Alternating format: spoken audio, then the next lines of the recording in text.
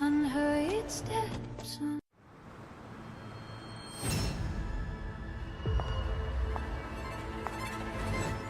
你可能听说过，半个娱乐圈都在用这台车。新能源豪华 MPV 销量冠军，新一代豪华 MPV 的新标准。今天你会知道这些话从何而来。一位三孩妈妈，家庭用车是她每天的真实需求，不是选项。她用1整天验证了这台车，见证了中国几代家庭的主持人。今天她第一次坐进这台车。这台车的总工程师，从行政旗舰到家庭旗舰，每一个版本的每一个决定，他都在场。焕新极氪009今日上市。今天，懂的人都来了。欢迎大家的光临，我是董浩叔叔。说起来呢，我今天能够坐在这里跟大家聊天，有个起因，就是前一阵子啊，我去了这个极氪门店，看见了这台焕然一新的009，我被认出来了。很多人呢就给我拍照，就把视频呢就传到网上，评论区就很多人在说：“哎，董浩叔叔去看车了哎。”说对了，我就是去看车了。其实啊，当年的孩子们现在都长大了，上有老下有小啊。那么如果出门的话呢，都是一大家子人，所以他们买车的时候不光是考虑自己，要考虑家人的感受。所以这台车啊，正是为这样的家庭做的。说实话，我看这台车也是考虑我们一大家子出门的时候的这种感受哈。那么我也做了这么多年的家庭节目，最在意的就是孩子和家人在一起的时刻。那么这台车呢，也认真地对待了这件事情，所以我愿意跟大家好好的聊一聊。我今天的角色，也是代表了你们已经长大了的当年的小朋友，把这台车认真的考一考。我先来介绍一下2位嘉宾啊，这位是著名演员胡杏儿。董老师好。来自中国香港，我也是你的粉丝啊。谢谢谢谢。而且他有一个特殊的身份，他有3个孩子啊，老大8岁，老二6岁，老三4岁。5岁了，5岁了。哦，5岁了。刚5岁了。好幸福啊！所以今天他来呢，还有一个身份，就是009的车主。这次要带着3个孩子体验一下我们焕新的009，看一看升级了什么。所以这个视角呢，我觉得比任何测评都更有说服力。胡杏儿，欢迎你。谢谢董老师，谢谢，谢谢。我其实是去年7月的时候提的极氪009，在香港提的。然后快1年的时间呢，现在在香港接送孩子啊、上班啊、周末出行啊，就已经离不开这个009。然后用到现在，我非常的满意。那这一次的体验，这个焕新的009，还有几个地方，我觉得是出乎我意料的。出乎意料的好。对，就是孩子们体验完这个车辆了，回去还一直问我，哎，下次我们什么时候做新的009啊？他们还知道旧的还有新的，真的。这是很难得的反应啊，说明孩子们真的感受到了非常的有趣，而且非常的舒适啊。待一会儿啊，我们一一把它聊得清楚一点啊。好，因为今天呢，我们还有一位非常重要的主角吧，他叫徐云，欢迎你。董浩叔叔好。他是极氪009的产品主理人，那么这台车的每一项决定，他是最清楚的人了。那么今天呢，我们用户们能够感受到什么？工程师当初是怎么想的？怎么做出来的？这些问题，由他来回答。大家好，今天这2位，一位是这个香港的3个孩子的妈妈，真实的009用户，另外一个呢是董浩叔叔，应该是陪着我们中国好几代孩子的成长。你是看着我的节目长大的。没错。所以对2位呢，对这个家庭场景，对孩子的这个需求，我相信正是我们009这个目标用户。对。那么今天呢，我们就认真来考验一下这台车，要把它放在放大镜下看，仔仔细细的看。杏儿，我先问你一个问题啊，那么香港人买 MPV， 大家脑子里的第一反应是买哪台车呀？其实香港买这个豪华的 MPV 啊，我觉得选择现在都比较固定了。哦，对，这几年确实身边开始有变化，就是真的能够感受到身边人开始选择极氪009。哦，我好多好朋友啊、家长啊都选择了009，而且这批人都是很有判断力，不跟风。我觉得自己也属于这批人嘛，因为极氪009快1年用下来，就我都一直在推荐给自己身边的朋友，他们现在用了，这个反应都很不错。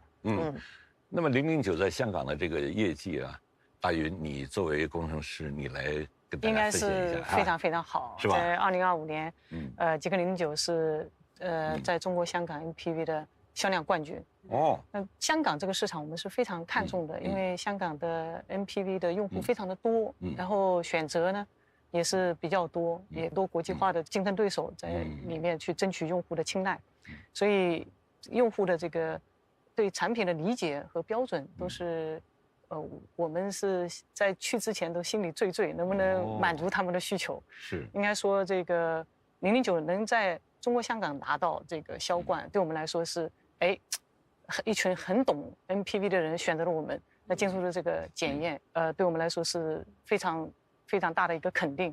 那不只是在香港啊，在泰国、马来西亚，009也是当地豪华纯电 MPV 的销量冠军。同时呢，在国内，我们在40万以上的这个 MPV 也是连续2年是销量冠军。对，所以一定程度来说，这个极氪009是第一款真正意义上的这个新能源豪华 MPV。我们从零开始定义了这个品类，而且也一直这个保持住了这个成绩。对，而且香港人买东西还是挺挑拣，非常挑。所以，刚才那个大云说的，他的那个心里边惴的，确实我是比较理解的。这部车到香港会不会能夺冠呢？是吧？那么009的市场表现确实相当不错哈。有句话叫做“半个娱乐圈都在用极氪009”，这算是大家对009的认可吧。那么今天杏儿，你和孩子们的那段视频呢？我提前看了。是吗？有一个画面我就记忆得非常深刻哈，就是当孩子们把这个座椅旋转过来的时候，他们先是惊讶和兴奋，然后你们一大家子围坐在一起，其乐融融。是的，是的，我觉得这个设计特别的好。这个旋转座椅他们是自己发现的，因为他们发现那个按钮我们原本那个009是没有的，然后他们看怎么会多了一个按钮呢？就按下去。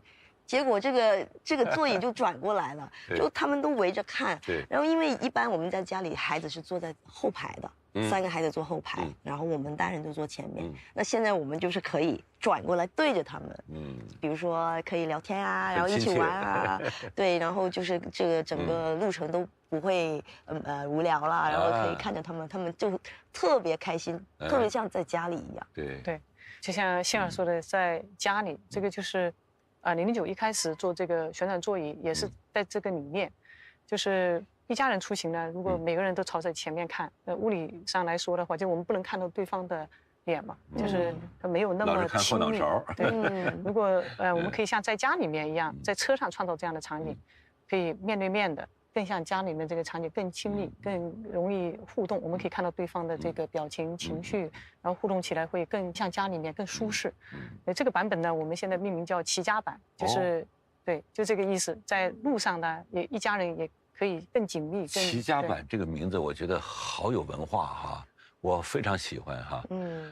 那么今天我们就从头一件事情就是第一件事情说说看。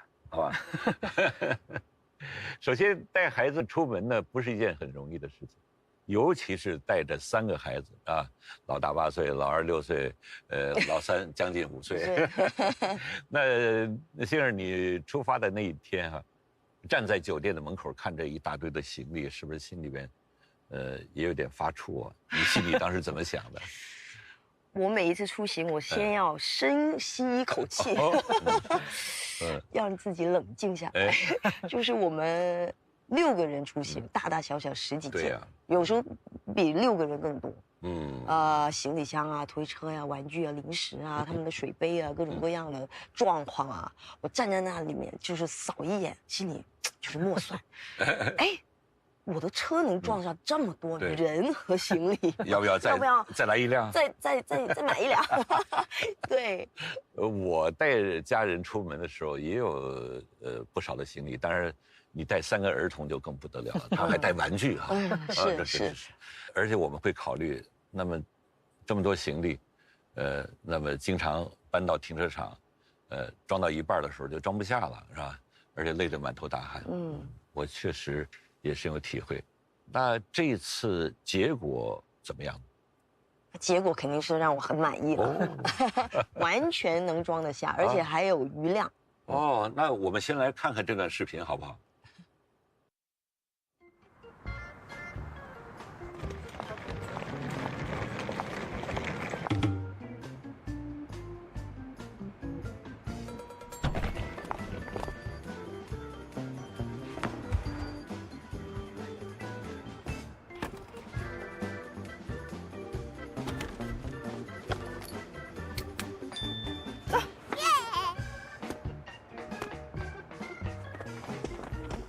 可不可以要一张纸？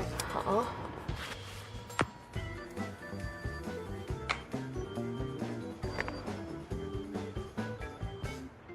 每次出门都在担心这件事，今天没有担心的理由了。出发。爸爸，下次把我的变形金刚也带上吧。看完了。看完了。那装完关上这个尾门，我特意还再打开来看了一遍。不是刚好够，是真的还有余量。还有我的小儿子，他现在刚5岁，其实他还是挺小的，需要照顾的。他迈上去的时候，说实话，我当时还没有反应过来，他已经自己上去了。我以为要伸手帮他，结果他很快就进去了。那我们到那边实际去看一下，好不好？好。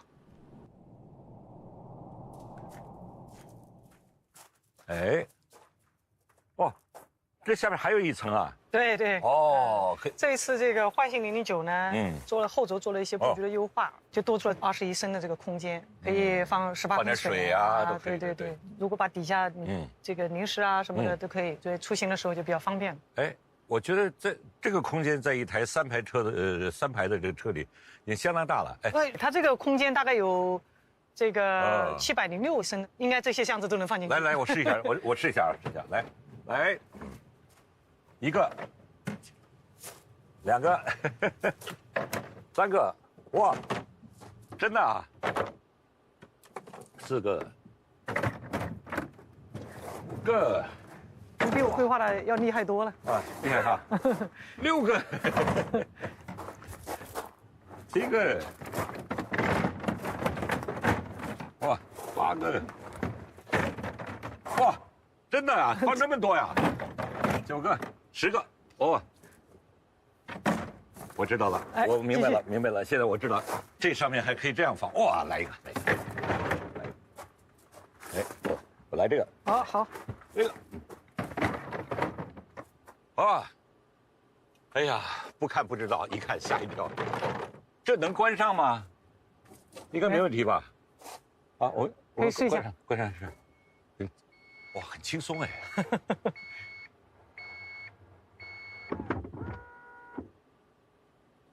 哎呀，大云啊，这个门我一看，我感觉是不像车门，对，完全像一个大户型的住宅的门，是吧？我这个头，没问题。它非常大，这个宽度的话有795毫米，这个高度呢，从这个地板到这个有1241毫米。它开口很大了之后呢，就给你感觉非常的放松，而且就一抬脚就进去了，是吧？对，它这是一个台阶。这应该是 MPV 车型里面是唯一的，就很轻松的，你看，对，很丝滑，不需要你就一下就进去了啊。对，哎呀，其实我现在这个年龄啊，包括我这身段啊，有时上这种大车的时候啊，有点犯怵。还要抬腿啊，还有扭腰啊。现在这个状态呢，它是一步可以让您上去。其实我们还有个功能，就是迎宾的时候，迎宾模式打开之后，它可以降，还能降几十个毫米，真的？对。那我们试试，我们试试。来，您下来。它这次呢升级呢，它有个可以旋转来迎宾。旋转多少度呢？45度，我可以给您试一下。哎，对，这样的话就也可可以这个更放。这样上去以后再一摁就行了哈。对，我试试啊。您试一下。我伸手矫捷一点，来，噌，唰，对。然后再一摁。对，再一摁它就，它就可以回到这个位置。而且这前面的空间也很大。对。这个设计好。对，它这个开口大，还有一个好处，就比如说我椅子往前移的时候，我进第2排也很方便。没错，太棒了。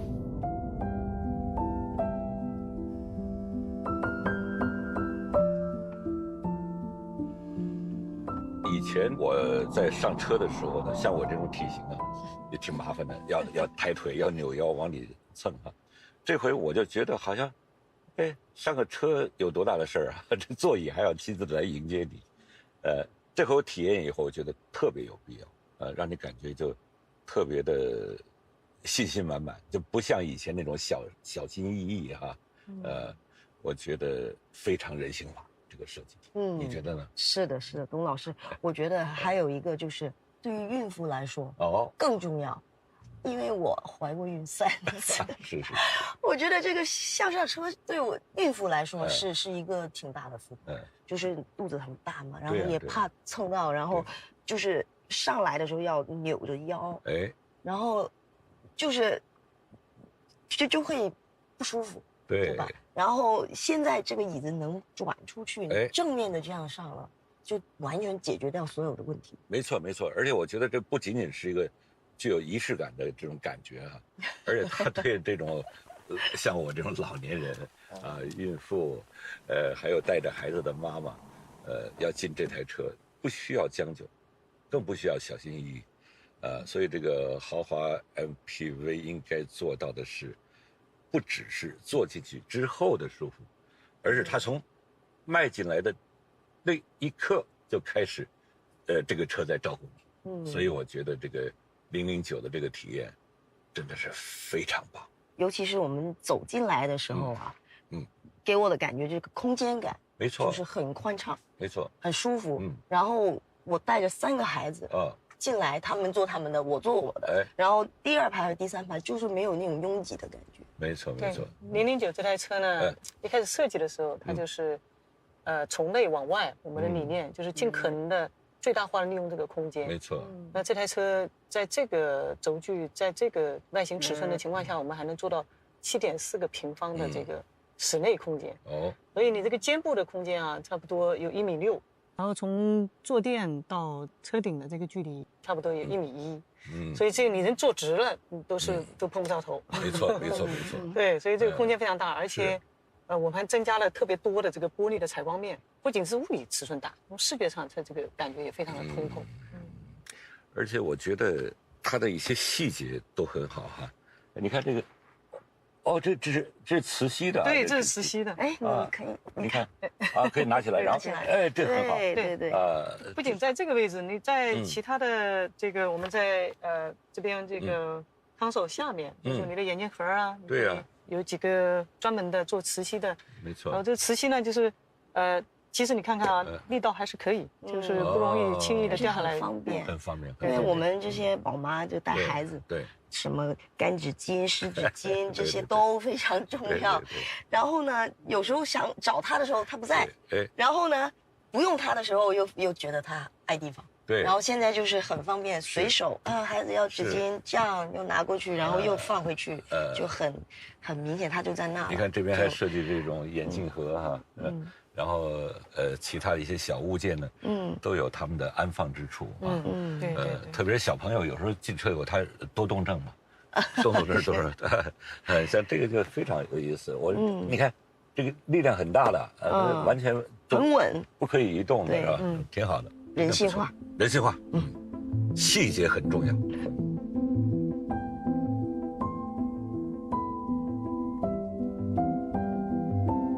个人10几件行李，那么一趟就进来了哈。然后人也上来了，自己的东西各有各的地方。哎，晶儿，那孩子们全上车了以后是什么状态？状态很好啊，3个人全部在车里了，就是各自做自己的事情。就这样出发了。那一刻我就心里踏实了，松一口气了。那009似乎把每个人都照顾得非常的好。不过路途据说接近2个小时。那带孩子出门的朋友都知道，这个2个小时的路途啊，不一定好过。哎呀，那一天2个小时，你有没有属于自己的时间？这个问题非常好。就以前这种出行是很难有的，但这一次确实是有，因为这个座椅这么舒服，我还眯了一会儿，自己都没有意识到，哎，到底是什么时候到了目的地？对，就是很舒服。那我们有视频为证。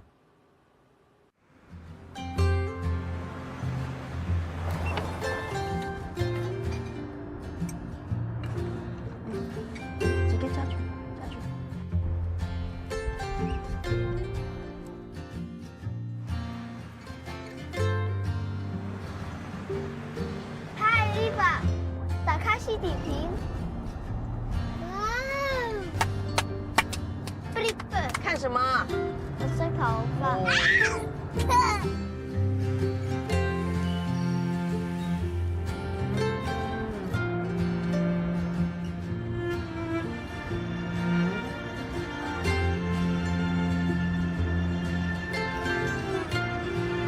吃吃喝喝看动画，出门在外像在家。就是快吗？这样子遇到了这个有段路不平，他居然没有被颠醒，是吧？那我问一个外行的问题啊，这个底盘的功劳大还是座椅的功劳大？这2个合二为一的功劳。外行了，外行了。对，就是底盘这边呢，因为009其实我们上一代009就已经很优秀，我们整个滤震做得很好，但这一次呢，我们也是升级了这个闭式的双腔空气悬挂。再组合这个双阀 CCD 的电池减震，在 MPV 这个领域里面，应该是最豪华的这个底盘这个系统了。在路面这个颠簸呢，它基本上都在悬挂在传递到车身上，基本上都已经被过滤掉了。因为地板是震动是很小的，它把这个震动化解了。对，然后再加上座椅呢，它也有这个专属的这个缓冲层，包括我们的泡棉，吸震能力也很好。它有一种包裹的感觉。对，所以说2层。叠加在一起，在009上你会感觉非常的舒适，就算这个路面不平整，再加上颠簸，底盘啊、座椅啊，包括座椅这么多按摩的这个休息的这个功能，包括自适应腰托，对，都可以让你非常放松。对，你看这是一个非常敬业的工程师，如数家珍。但是我倒有个疑问哈，光说不行是吧？要不然我们进到车里面去，坐进去，咱们。边做边聊是吧？好，哎，来吧，来，我们。I watch the world in slow delight, unhurried steps. 就是这种感觉，这种被声音包裹住的感觉太美妙了。这次这个焕新009，我们升级了音响，应用的是英国的一个品牌叫 NEM， 应该 NEM 在汽车车载音响。之前只有给这个宾利装载过，所以这次呢，我们把这个 NEM 的秉承的这个它的一些音乐的一些品味，包括一些声音品质带到这个009上。然后全车呢装的大概有31个扬声器，当然主要呢，我觉得这一次比较大的一个升级是就您2位前面头枕的，对，因为屋顶啊，包括这个。IP 啊，是整个都包裹了，但是后排呢，原来这个系统呢稍微不完美一点，就是前排它有个中置扬声器，所以它的声场非常的近，它可以包裹得更好。那这一次呢，在2个头枕上面，我们加了2个扬声器，专门服务2排的这个，怪不得对乘客。这样的话，就是让每个座位都有这个非常专属的至尊的这个享受。特别是坐在后排的哈，会感觉到。这种包裹感就更加强烈，是吧？你有这感觉吧？你觉得？是的，我现在坐在这里啊，如果孩子他自己做自己的事情，然后我就可以好好的享受这个音乐，沉浸在里面，太美妙了。大云，我觉得我想躺着听音乐，那不是显得就更享受吗？哈，可以你能调整一下吗？可以，现在这边有个按键，你可以按一下。哦呦，好，我的脚抬起来了，哇，哎呦，好舒服，哎，有一种被托举的感觉，不是我的身体去找他，而他在引接我。这个太美妙了。是的。首先，这个009呢，它的材质上面就保证了这一点哈，就是我们用的是一种叫梦幻回弹的海绵，所以它可以非常贴合你身体的身形，可以帮你就是无缝的托住你。对。再一个呢，就是这个角度，就是我们这次这个009升级了这个坐垫的角度可调。这样的话，它可以再把你的躯干的角度调到，比如说120度，然后在我们腿弯这边的这个角度可以调到129度，所以它这个呢，就相对于你的人体的整体的这个压力啊，相对分布的比较平均，所以你更容易放松。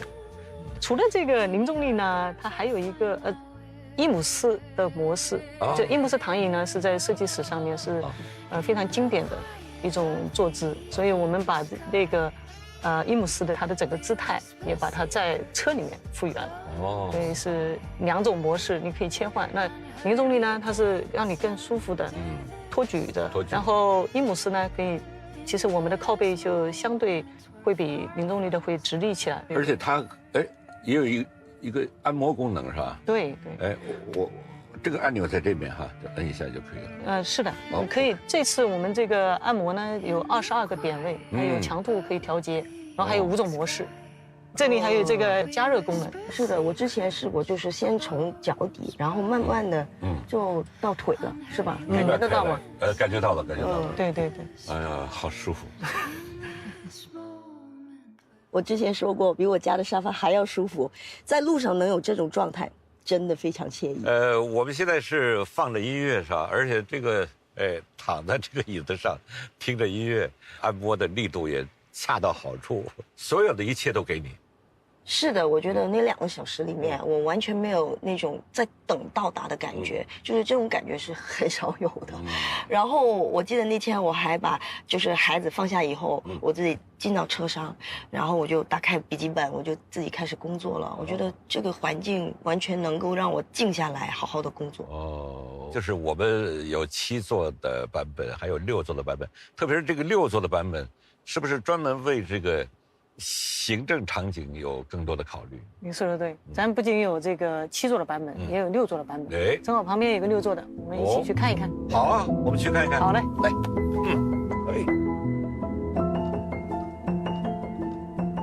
这个6座和7座的差别呢，就是这个6座的扶手更宽大，有这个小桌板，它也是这个纳帕真皮的，所以这个扶手的宽度和长度都比7座要好一些，所以你整个坐姿会更放松、更舒展。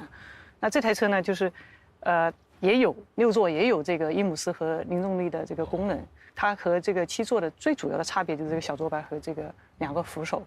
这个高度对，而且不用弯腰，没错，就是隔音做到这个程度啊。我们做视频的会议啊，处理文件完全没有问题。其实不是说将就在车上工作，是完全可以工作。没错，而且这个6座和7座啊，说的是同一种人，在同一天里，扮演不同的角色的时候，那你需要的空间是不一样的。是的。那这台车呢，就是您刚刚也看到了，可以工作，对，可以上下班接送孩子，所以符合的这个我们的生活的场景非常的丰富。没错，想得很周到。今天我们聊了很多啊，空间啊，豪华呀，科技呀，舒适。但是有一件事呢，我一直想问杏儿啊，这台车这么大，你自己坐在后排，还是自己开车呀？这一次带着孩子出行呢，我是在后面陪着他。但在香港呢，我自己也会开车。其实我是喜欢开车的。对，其实通常带孩子出远门呢，我一般就是坐在后面。但那一次这个车钥匙在我手边，我说，就是我来开吧。对，然后呢？然后就是通常开这种大 MPV 啊，你心里面还是会绷着的，会觉得哇，这么大的车我会不会蹭到啊？然后你也知道，就是香港比较路况啊，没有那么宽，就没有那么宽，就一直要管理它，留更多的空间，就是想的需要更多。你感觉自己在开个很大的东西，但是开着极氪009了就不一样，很灵活。而且就是这个舵就是很轻松，它很助力是吧？那个对，就觉得完全不费劲，非常的灵活。你想去哪，那个方向盘一打，它就过去了，感觉不是在开一台很大的车，很轻松，就是开一台就是真正顺手的车。我记得就是有一天我开过蛮长的一段路，没想到就是没有想把这个方向盘交出去的念头。有时候我就跟我先生争着开，你知道吗？他有时候男生觉得，怎么可能我老婆来开？肯定是我开。但是我想开，因为这是一种享受，就享受了。刚才杏儿说自己开这么一个大型的 MPV， 没想把方向盘交给老公。你们当时是怎么做到这一点的？对，就是009的这个，虽然它是一个 MPV，之前呢，在 MPV 这个行业呢，大家都避而不谈吧，就是这个车的，比如说操控啊，我们讲的很多的都是乘坐的舒适性，所以在做009的时候，我们就把它列为挑战，就是要打破这个陈旧的这个大家的过去的这种产品理念，为什么不能是一个既可以开的很舒服，然后乘坐也很舒服的一辆车，所以这个当时就作为这个目标。这里面有2个东西，一个是动力，就是我们这次的这个全站900伏的高压架构双电机的市区的马力有925匹，有3.9秒的这个零百加速，极速呢可以做到220，所以你这个动力呢，你随叫随到，这个是一个基础。再一个呢，就是在这个加速这个层面啊，就我刚刚说的，就是都已经能赶上这个顶级豪华 SUV 的这个 V12引擎的这种水准，这个在 MPV 里面之前是就没有人去往这个方向想，也没有人往这个方向做。刚刚这个杏儿讲，开起来它非常的灵动，主要是一个是动力输出，还有个底盘的这个包括转向啊、制动啊，就是它非常的跟随你的意愿，你的意愿希望这个车往哪里走，它给你的反应，就是非常精准的，考虑驾驶者的感觉。对，就是它这台车呢，就是因为我们说这个人车合一啊，这个车随人心，你怎么想让它怎么做，它就怎么做。这刚刚前面我也提到了这个底盘的这个B4的双向这个空悬和配合这个双阀 CCD 的电池减震，它的支撑啊，包括调节的这个刚度啊，什么都是非常在这个行驶的过程当中都会给你很多的这个支撑。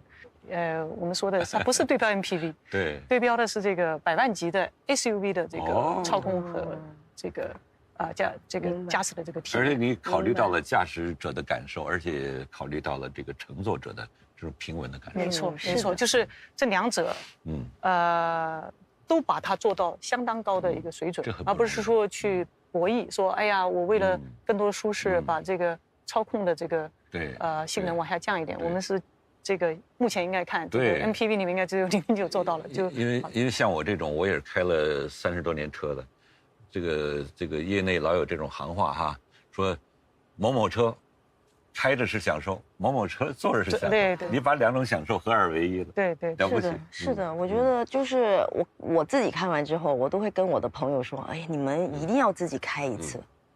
不光是坐在后面，当然坐在后面也非常的舒适，但是开着呢又是另外一种享受，是2件事都值得的。是的，是这个 MPV 刚才说到了操控天花板，然后呢性能天花板，那开车的那个人也应该被这台车认真对待，是吧？不只是坐在后面的人，我们认真对待。那么妈妈开车，爸爸开车，那个坐在车前面的人，009没有忘记他们这件事，极氪009真的做到了。谢谢。对，那徐总，就是你们一直提到这个全站，900伏，就是我有一点好奇，这不只是动力上的事吧？对，除了开起来的感受，这个900伏给这台车带来什么？对，900伏呢，带给这台车的确实是不只是动力，这一次呢，当然加上这个我们10元热泵，整个热管理系统呢也做了一次全新的升级，在续航和补能上得到了很大的提升。因为一个是这个900伏的这个高压带来的动力，当然因为高压它的效率也很高，所以说续航这一块呢，我们市区的这个 CLTC 最高已经可以做到720公里，那一家人开车去周边的城市自驾游是完全没什么问题的，对，就不会老是想着去充电，对，做一个城际之间的来回，就可以不用补能。而且这次的这个升级呢，不仅这个能耗有降低，这个在低温下的这个补能的一个性能也得到了很大的一个提高。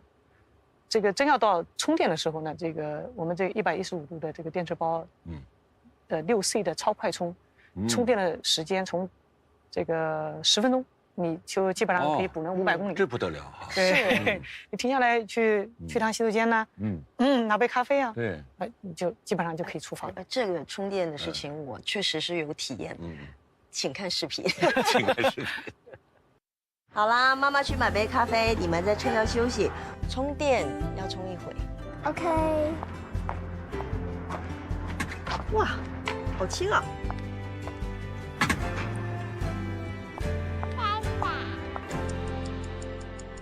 你好，来杯手冲。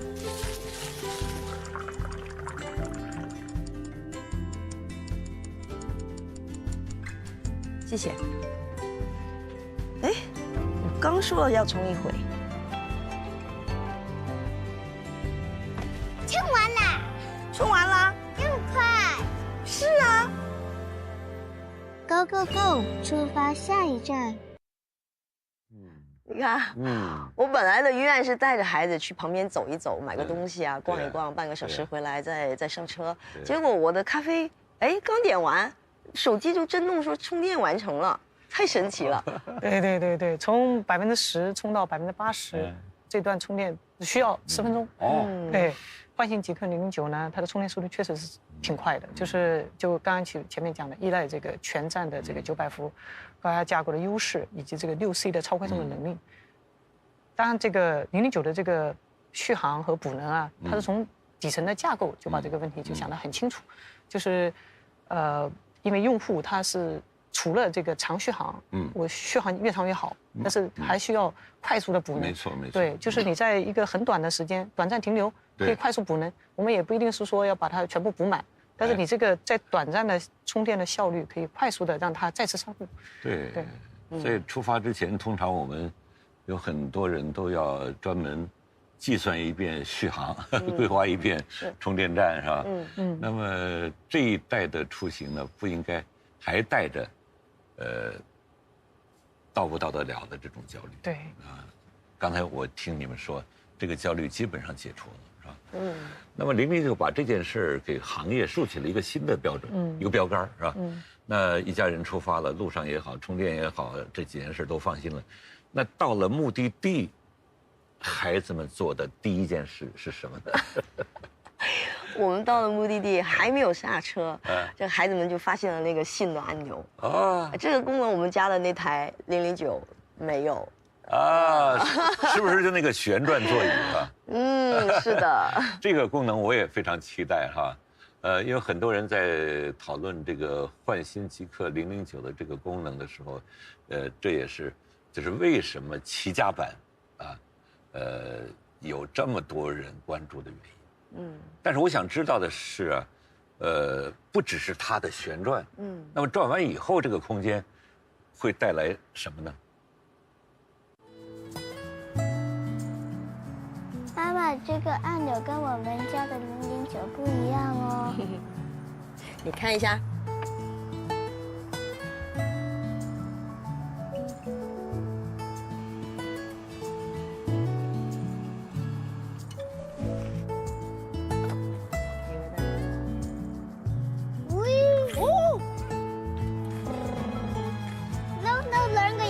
兩個人跟住打。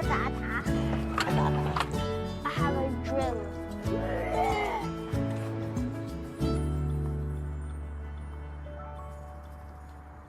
这种事平时在家里才会发生，今天在车上就这样发生了。转个圈，这是我们的小天地。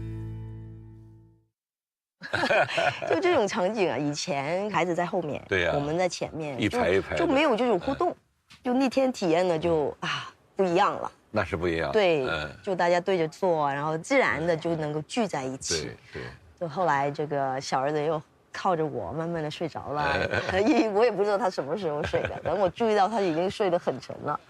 对，所以这种一个家非常温馨，对，聚在一起那种感觉非常好。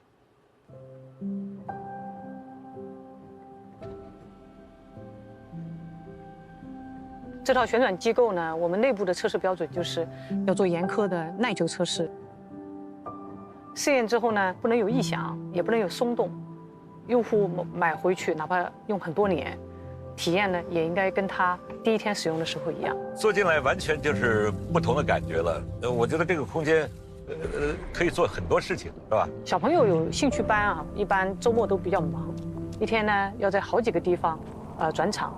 以前呢，要么在外面等着，对吧？要么就是刷手机呀，要么就在车里面发呆。现在呢，可以直接在这里，我们把小桌子摊开，孩子们可以做作业，我们也可以陪他们聊聊天啊，包括把电脑带出来办办公，这个处理工作的一些事情。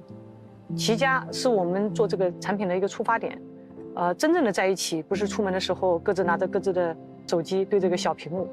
是一家人和极客009一起出门，在车上也可以像家里一样，就是亲密无间的这个交流，享受这个快乐的这个旅途时光。我们这个3排的座椅呢，它可以前后160毫米的滑移，哪怕是身高1.95米的人坐进来，我滑到最后，它腿也是能伸开的，可以非常舒适的坐着。隐私的遮阳帘啊，像这个杯托啊，像这个包括氛围灯啊，然后座椅的这个加热和通风，都是标配的。坐在这个最后一排的人呢，享受的也是豪华的标准，不会被妥协。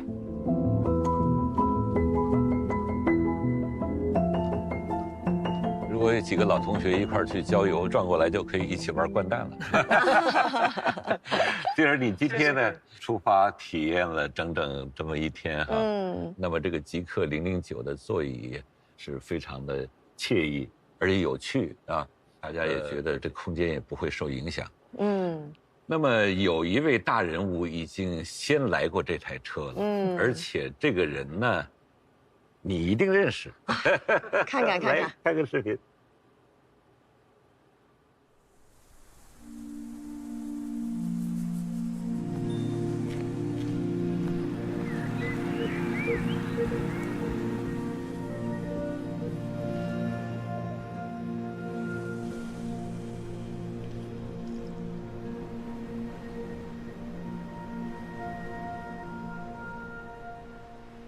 哇，这位真的是，我知道他不是随便出现在什么地方的，对，他坐进来是真的很认真的在看这个焕新的009。对，我们都印象他是一个凡事很认真的人，不凑合的人，那么视频里他在这个旋转座椅那边好像待了挺久的。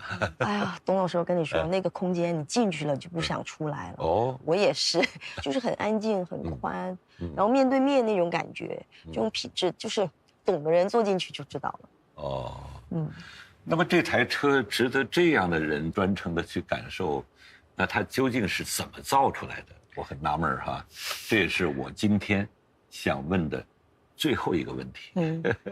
今天我们把这台车呢，从头到尾都看了一遍，用放大镜给它放大的很细，考过。那么还有最后一件事，就是很多家庭啊，心里边最重要的那个问题就是安全。坐进去的时候，它能保护到我们什么程度呢？其实网友都给我们取个名儿叫整个极客009啊，或者是整个极客的车子公路坦克。哦，对，就是说安全理念呢是不仅是009，是整个极客品牌的一个非常重视的。所以我们一直也讲的是这个安全是第一豪华。那当然了，对，是最重要的。就比如说我们造一台车，不仅仅是给驾驶员的，是一个家庭，父母亲带着孩子，然后还有你的生意的伙伴在车里面，都很重要的人，对，非常重要的人，对。那就先说这个被动安全的话，我们009它是一个双 A 柱的设计，在这个专卡啊，就是在一些特殊的这个场景里面非常的稳固，然后还有这个10宫格，就我们侧边2就该想到的你们都想到了，都想到了。然后尤其是这个后碰，行业最严苛的标准应该是美标了，他们的测试标准是80公里时速，那我们在给我们自己定的标准呢是105公里时速。刚刚前面新儿也讲嘛，孩子们坐在后面第3排，把这个第3排也要做到极致的保护，这个是对于 NPV 或者是对于009是非常重要的。像我们后面有一个一体式的压铸铝，取消了很多散的钣金件，包括800多个焊点，你不会因为某一个特定的一个焊点突然间就是失效了，带来的一些连锁的一些反应。所以说一体式的这个压铸铝后碰的防撞性上是很重要的。2000兆帕的日成型超高强度钢，它可以顶压也可以承受128千牛，相当于这个整车的重量的4.6倍。那真是一个坦克了。对。首先是标准，行业没有标准，那我们创立标准，在工艺上面去做更多的挑战，每一个座位最极致的去考虑，还有没有更好的解决方案。它这里面还有一项专利发明啊，就是我们那个高压配电盒的主动滑落。当你这个后碰在碰撞发生的时候，可以推动这个助推块把这个高压模块下滑，减少这个高压电的这个影响，应该是我们极客的首创。独到的地方啊，对，独到的地方。那刚才您说的这些都应该算这个被动安全防护这方面。对。那么在主动安全这边呢，是怎么考虑的呢？是的，主动安全的逻辑呢是把事故避免在这个发生之前。感知硬件这边呢，我们全系标配了这个激光雷达千里浩瀚 H7，360度的全方位的覆盖，没有盲区。高速啊、路口啊、雨夜啊，任何的地方的危险都可以感知得到。AEB 呢，在130公里的时速下面也可以主动刹停。AES 呢，在130公里时速的下面呢，也可以连续完成2次避让。高速上的风险呢，往往都发生在毫秒之间。对呀，一个来不及的那一下，一愣神就。对，还有一层呢，就是定海震中枢，我们专门处理最极端的情况，比如说高速的爆胎啊、强侧风啊，这个容错的时间几乎是0了，对吧？这背后呢是很少厂商能做的事情呢，就是我们把底盘和辅助驾驶就真正的打通。行业里面很多车企呢，2套系统来自不同的供应商，它不能深度融合。我们是全站自研的，在毫秒之间呢，可以让制动啊、转向啊、悬架呀，同时去协调工作，要保证这个车不失控。你们是自研的这种，对，自研的，而不是把这个硬件堆在上面。没错。当然前提是要有非常坚实的硬件基础。没错，在这个硬件基础上。如果你的应用完全自研的，我们在场景拓展和性能提高上面，就有更大的主动性，增加这个主观能动性了，对，然后统一协调。但是这些数字呢，实际上也是对乘车人和驾车人的一个安全保护。那这些标准是怎么实现的呢？杏儿，你好像带着孩子去了工厂啊？是的，我们都被震撼到了。是吗？对，孩子们都很喜欢那个。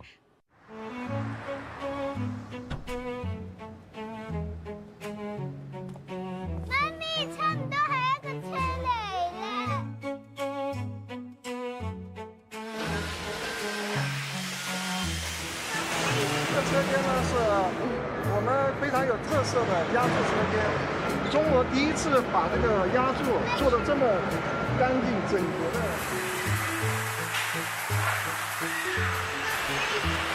这样的一个件呢，它现在是全球最大的一个压铸主板件。我同意啦，同意啦，係咪同意啦？哇，好厲害！哇，它就是鑽那些孔，螺絲的孔是嗎？做一些螺絲。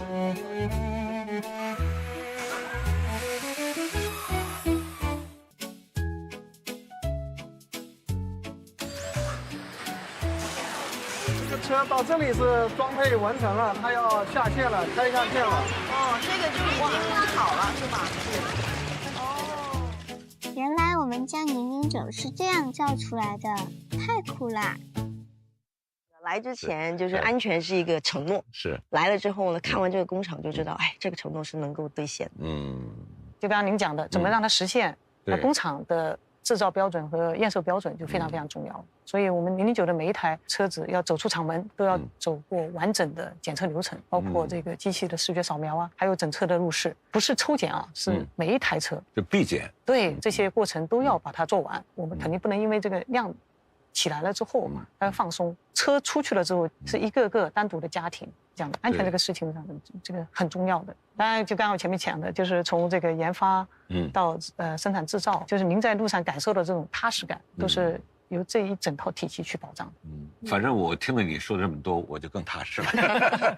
徐云，刚才你讲了这台车的这个制造标准啊，今天我们这里有一条消息要告诉大家啊，就在几天前，极氪009的另一位企业家车主。格力电器股份有限公司董事长董明珠女士，正式成为极氪009品质体验官，啊，也姓董啊。作为极氪009的体验官，也是作为这个009的车主了，董明珠女士呢，多次公开的为极氪品质点赞。是因为认识李总才认识了吉利，他坚守了一个自己的这样一个梦想，现在做出这么好的车，你要想做成一个好产品，最大的磨练的是磨练了自己，挑战了自己。我觉得品牌它源自于品质，他们都是以品质优先啊，质量为核心，一切都是为了这个质量来开展这个工作。美好生活里包含了我们的健康、舒适。这对我们制造业来讲，就紧紧围绕着美好生活，不断的创新新的技术，来改变，来满足不断的需求。欢迎他对我们的产品的品质进行体验，提出要求。我们以后把最新的产品一直送给他去体验。各个行业的这些大佬啊，或者是优秀的企业家们，对我们的认可啊，对我们那个团队来说啊，其实是很大的压力。这是真的非常非常感恩，也感谢。其实今天我们聊得很细致了哈，从出发装行李，到路上的时间，说到了这个乘车人驾车的感受，驾驶充电，又到了工厂去参观。3个孩子的妈妈检验了，梁朝伟检验了。董明珠用她的名字做了担保，董浩叔叔在这儿也是受益匪浅。金儿，你最想说的是哪件事儿？想说的太多了，总结一下，这一天下来，我有3个感受吧。乘坐豪华，驾驶愉悦，全家放心。说得好，坐在2排，打开这个 NIM 的这个音响，打开这个伊姆斯的躺椅，这个顶级底盘，把这个路面的起伏都过滤掉了。那种被整台车托举着的那种感觉，是真正的豪华级别的享受。就是忙了一天，坐进去真的完全放松。就算是坐到第1排，自己开的时候，能够媲美顶级豪华的 SUV 的性能，这个驾驶的感受，让我从来不觉得自己在开一台很大的车。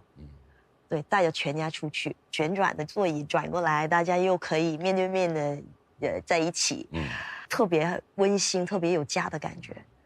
然后这个工厂走完了以后呢，105公里后碰的这个标准，7200吨一体的这个雨压的这个柱，因为我们是真的在工厂里面看到所有的这些机械臂啊什么的，那些 robot 在弄这个，哇，我们都惊呆了。就是如果没有让我们去参观，我们是不知道009是这样建出来的。对，就对于孩子来说，也是一个很好的学习的一个机会。今天之后，我自己就更有安全感。就这台车，我自己想开，也放心带着孩子坐。不好意思啊，超是不是很长？这个是我自己真实的感受。聊到这儿，有很多朋友看了我们这个访谈，可能已经在跃跃欲试了哈。所以我想，大家心里边只剩下最后一个问题了。大云同志，价格怎么样？在公布价格之前，我首先想再次感谢2位，也感谢每一位极氪009的用户，谢谢大家的信任和支持。焕新极氪009将再次刷新豪华 MPV 的新高度。100万级底盘，B 式双腔工技悬挂，双阀 CCD 电池减震 ，MPV 市场迄今最豪华的底盘系统，带来顶级的驾乘体验。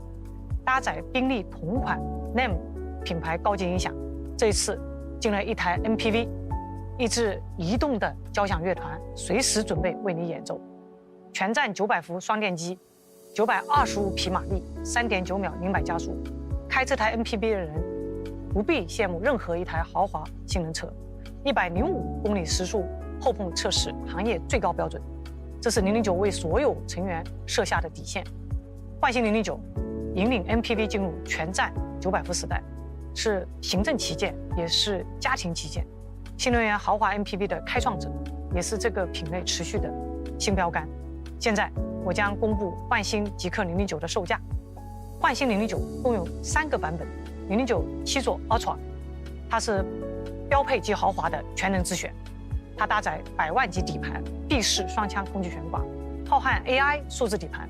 MPV 市场迄今最豪华的底盘系统，它还标配双零重力座椅、伊姆斯躺椅、1/2排22点敲击柔电按摩、4项自适应腰托、3排电动调节，它还配备车载冰箱、彩电、沙发与如你的家一件都不少，以及超柔拉帕全立面真皮和千里浩瀚 H7 智能辅助驾驶系统 ，CLTC 综合续航里程740公里。它的售价是43.98万元。接下来，焕新009 Ultra 加，我们为大家提供了2个版本选择，旗家版和行政版。这2个版型均搭载全站900伏的高压架构、高性能双电机四驱系统，925匹马力，3.9秒0-100加速，是现在全球性能最强的 MPV。2个版型均配备115度大电池。CLTC 综合续航里程720公里，旗家版是7座布局，标配2排电动旋转座椅。旗家版在北京车展亮相后受到了非常多的关注，旋转座椅为出行带来了更多的可能。停下来的那一刻，旋转座椅开启，面对面就是家。它是全家人的旗舰，旗家之选。0097座 Ultra 加旗家版，它的售价是45.98万元。行政版是6座布局，标配2排独立行政座椅，2块 soft 拉帕全立面真皮桌板展开，舱内即是空中大平层，是顶级的行政会议室。它是遵从思想的行政之选。009 6座 Ultra 加行政版，它的售价是46.98万元。大家关心的权益，我们也一并带来。6月30日前，所有的大定用户还可以享受价值1万元的购置税补贴，价值1万元的超级置换金，以及价值6000元的保险补贴，总计26000元的限时购车权益。焕新极氪009刷新后的限时权益价为009 7座 Ultra 41.38万元，009 7座 Ultra 加旗家版43.38万元，009 6座 Ultra 加行政版44.38万元。不仅如此，还有价值6万元的 NEM 殿堂之声音响系统限时选装0元，价值8000元的高亮银镀铬格栅限时选装0元，价值35000元的千里浩瀚 H7 GSD 境界辅助驾驶终身功能体验免费升级。7座 Ultra 版本用户，价值12000元的2排旋转座椅限时选装价6000元。此时此刻，极氪 APP 已经开启大定，明天焕新极氪009就将开启交付。极氪009新一代的豪华旗舰 MPV，期待与您一同开启科技豪华的旗舰新时代。